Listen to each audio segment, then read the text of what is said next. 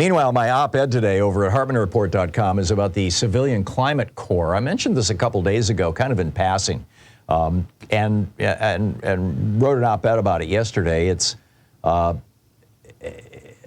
the beginning of the week, on Monday, Senator Ed Markey and Congresswoman Alexandria Ocasio-Cortez had put forward legislation that would create a Civilian Climate Corps modeled after Franklin Roosevelt's Civilian Conservation Corps. Now, back in the 1930s, in 1933, America was both in the depths of the Republican Great Depression and facing an environmental disaster of unparalleled proportions. It was called the Dust Bowl. The Dust Bowl lifted 1.2 billion tons of soil from over 100 million acres, blowing it as far east as New York City, where it browned out skies for weeks. It was just a major disaster. The Dust Bowl killed over 7,000 people, left at least 2 million homeless. Sometimes it's like stories you hear from people you know make things real for you. Dennis Weaver was an old friend of mine, and he's now passed away, but the actor. And he told me the story of, and in fact, he wrote about it in his autobiography, All the World's a Stage, that I wrote the foreword for. Told me the story of, when the Dust Bowl hit, they were living on a little farm in Oklahoma, and the Dust Bowl just wiped them out. And so his parents bundled him and his brother and sister into an old beat-up station wagon and drove it from Oklahoma to Oregon.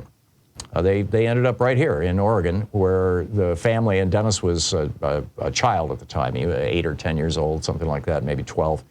And they worked as migrant farm workers. They picked strawberries here in Oregon until Dennis, got into his early 20s and headed down to Hollywood and got a job in the movies. And, the rest, as they say, was history. But, he told me these stories about the Dust Bowl and how dramatic it was and how it actually killed people. And it had a huge effect on agriculture. Wheat production fell by 36%, corn by 48%. On one single day, Black Sunday, April 14, 1935, the skies were blackened by an estimated 3 million tons of topsoil from the Great Plains in one day. The main cause of the Dust Bowl was unsustainable agriculture practices and deforestation all across the central parts of the United States, that combined with a 7 or 8 year drought in the 1930s. And so the solution to this, Franklin Roosevelt believed, was to plant trees. One tree, because the leaves are evaporative surfaces. Moisture evaporates off a tree's leaves much more rapidly than it does from the ground. And the leaves represent such a large evaporative area that it's roughly 4 times the footprint of the tree itself.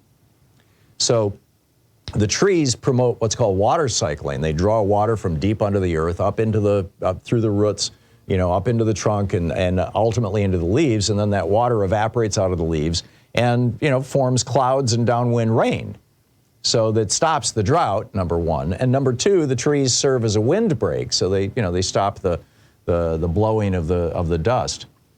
So the idea was, let's plant trees. So the Civilian Conservation Corps planted more than 3 billion trees. They built trails and shelters in over 800 parks. They planted over 200 million trees in a belt from Bismarck, North Dakota to Amarillo, Texas. This was a belt of trees specifically set up the eastward blowing winds. And they planted seedlings on marginalized and abandoned farmland all over the country. I mean, you can still see these forests when you drive. I used to see this a lot in Michigan. Louise and I used to drive up north from Lansing for weekend holidays and things, and you look at the forest as you're driving by, and you just see all these trees in straight rows. Those are the old CCC trees. So anyhow, when Biden was elected, when he became president on January 27th, 2021, 3 weeks into office, or a week in office, he issued an executive order calling for a Civilian Climate Corps that would, and this is what Ed Markey and Alexandria Ocasio-Cortez put into legislation, along with 49 colleagues. Their program would hire 1.5 million people.